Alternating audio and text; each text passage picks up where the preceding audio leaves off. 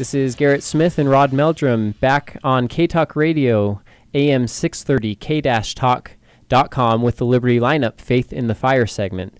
And we have been joined by one of our other hosts of the Liberty Lineup from the Thursday segment, The Naked Truth. This is Ben McClintock. So hey, Ben, guys, thanks for having me on. Yeah, thanks for being with us. Hey, Ben. Hey.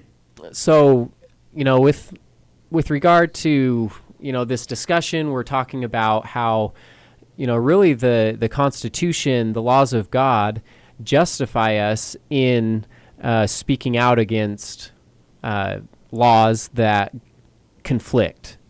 Right. And, I know you've been really involved with keeping up with the facts of the Oregon case and what's going on up there. But also we wanted to just hear a little bit more about your show and the purpose of it and what you see.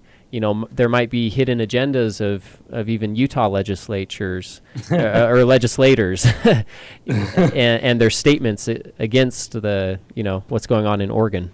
Yeah. So every Thursday, 10 to noon, the Naked Truth.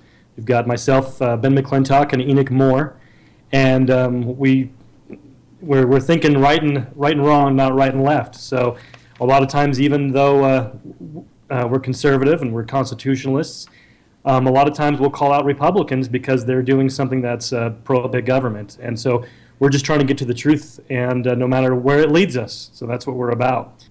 So, we've got legislators here in Utah that seem to be speaking out against what's going on in Oregon, and possibly Ken Ivory at the forefront of that.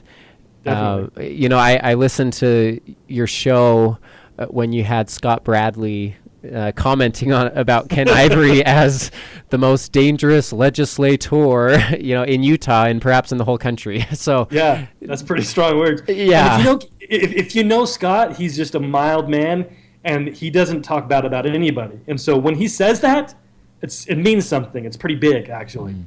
And it's because this is everything that Ken does. I'll admit, he gives a great talk. If you listen to his words, they are along the lines of the founding fathers. But when you look at what he does, it's something completely different. And he's been on the forefront as a legislator in this issue, saying what's going on there is wrong.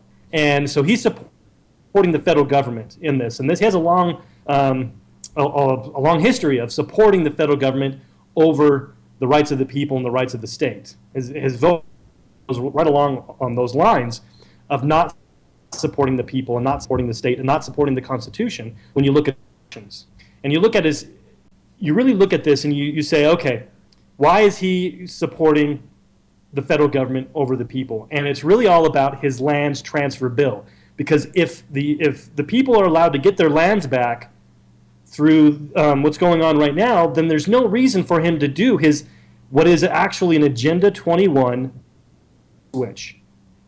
He's selling us on getting our lands back, but what he's actually gonna give us is Agenda 21, more and more government control of the lands.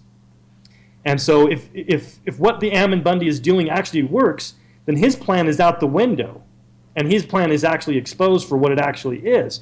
And so he's got to do everything he can to stop what's going on in Oregon, to support the federal government. Because if you look at his bill, the Utah Transfer of Public Lands Act, in lines 103 to 138, it pre-designates Agenda 21 wilderness areas. So tons of land and additional land that's off limits today, additional land that would be off limits to human use. And it calls for sustainable development, and it also gives control over to environmental groups, and it also creates, under HB 132, in fact, in a regional government that establishes the rules that you've got states like California, Oregon, Washington, New Mexico, that would be part of a governing body that would establish how the land is, what laws are about governing the transfer and governing the land itself. And so we would submit ourselves to this regional bureaucracy as opposed to having it be done on the local level and back to the people themselves, where it should ultimately be. And so Ken Ivory can't afford to let the people actually get their land back because of his agenda. Wow. So you're just saying from the Constitution, Article 1, Section 8, unless it fell into one of those categories, that's just illegal in and of itself as well. The land that the federal government owns in Utah is illegal anyways. And so what the state legislature would do if they were really serious about getting their lands back would say, you guys are breaking the law. It's not yours anymore. We're taking it over, and we're going to figure out how to disperse it to the people of the state. Wow. Man, interesting. So instead of doing that, he's developed all these different things. Like one of the parts of his bill is to increase funding for the Ray McAllister Conservation Fund. What does that fund do? People maybe that's a long name and people never even heard of it. What it does is it buys the development rights from farmers. And so it says, okay, here's some money. You get to keep your land, and of course you get to keep paying taxes on it, but you and anybody else that owns that land after you is no longer allowed to develop that land forever. And so it's about slowly buying up land away from public use and for the use of the people. Another part of it that people aren't really aware of is that the Transfer of Public Lands Act actually, it calls for it stipulates in law that 95% of the proceeds of the lands transfer would go to the federal government, and the other 5% would only go to schools. Wow. And so he's again giving 95% of the money back to the federal government. Every step of the way, he's supporting bigger and bigger levels of government. So, we are the Faith in the Fire segment, religious liberty, and, obviously everything we talk about doesn't hinge on religious liberty only, but here we have, this going on, really illegal action, not upholding the Constitution, and also just what's coming to my mind and what I've been realizing more and more lately, that any restriction on freedom is a restriction of religious liberty. It's all interconnected.